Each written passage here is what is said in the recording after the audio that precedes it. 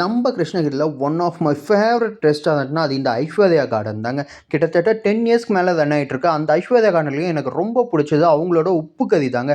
சும்மா ஜூஸியாக ஸ்பைஸியாக சும்மா சாப்பிடும் போது பயங்கர டேஸ்ட்டாக இருக்கும், டெம்ட் ஆகும் உங்களுக்கு சாப்பிடும் போது. இது மட்டும் இல்லாமல் இவங்கக்கிட்ட நான் ரொம்ப ரொம்ப ஃபேவரட்டான எனக்கு பிடிச்ச முட்டை கீமா அண்டு தந்தூரி ரொட்டி தாங்க வாங்கிட்டு இருந்தேன். அதுவுமே இப்பயுமே சொல்கிறேன், 10 வருஷத்துக்கு முன்னாடி நான் சாப்பிட்ட டேஸ்ட்டு அதே போல் இப்பயுமே எதுக்குன்னா வேற லெவல். அந்த அளவுக்கு டேஸ்ட்டை வந்து அவங்க மெயின்டைன் பண்ணிட்டு இருக்காங்க.